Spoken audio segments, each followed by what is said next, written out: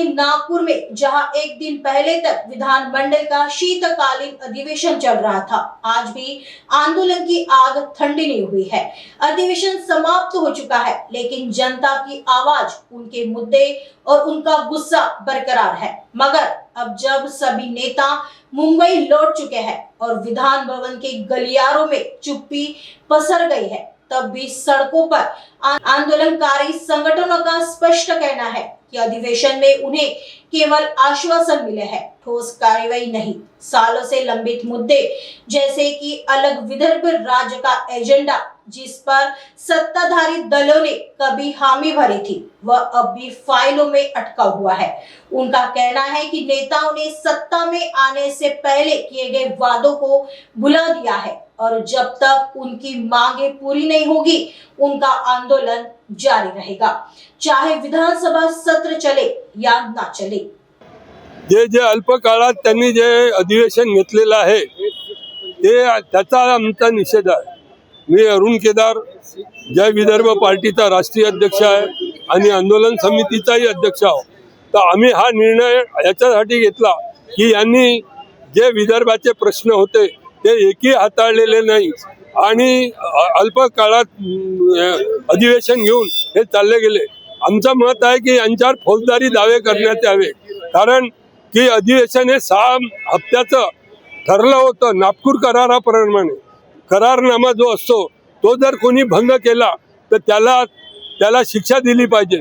तर हा भंग केलेला करारनामा आहे, म्हणून आमचं मत आहे की जे कोणी ज्यांनी अधिवेशनात काहीच झालेलं नाही आहे, ते जेवढे आंदोलनकारी आले होते त्यांना बोलतात कन्सल्टिंग, एकही मिनिस्टर त्यांच्याकडे गेला नाही।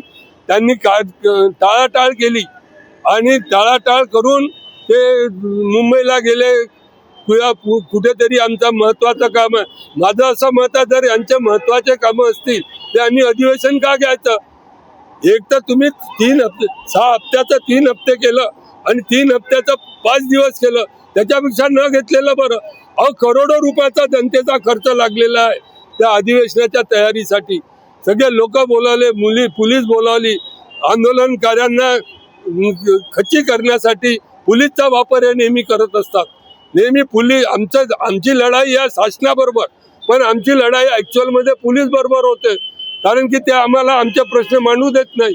म्हणजे ही हुकुमशाही आहे, ही लोकशाही नाही आहे आणि संविधानाप्रमाणे हे सगळं चुकीचं काम करत आहे। याला बंधन केलं पाहिजे आणि याच्या पुढचे अधिवेशन नागपुरात घेऊच नाही, हे मुंबईतच घेतले पाहिजे, कारण की हे काही कामाचे नाही आहे। हे नुसता शो करतात आणि अधिवेशनात त्यांनी ठेकेदाराचे बिल सँक्शन केले। ठेकेदाराचे बिल सँक्शन केले पहिल्या दिवशी।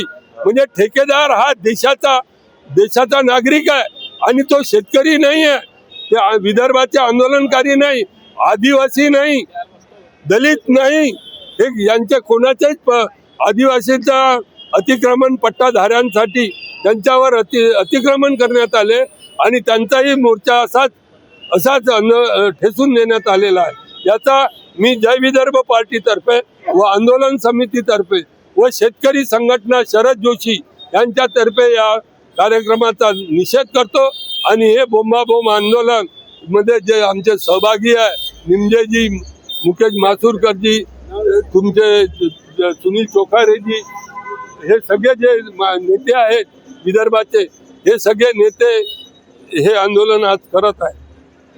यह एक बड़ा सवाल खड़ा करता है, क्या सरकार सिर्फ अधिवेशन के दौरान ही जनता के मुद्दों को गंभीरता से लेती है या फिर इन आंदोलनों को एक सामान्य प्रक्रिया मानकर टाल दिया जाता है? नागपुर की सड़कों पर जारी यह आंदोलन दिखाता है कि जनता की उम्मीदें और निराशा अब सिर्फ सदन की कार्यवाही तक सीमित नहीं है, बल्कि यह सीधे जमीनी संघर्ष में बदल चुकी है।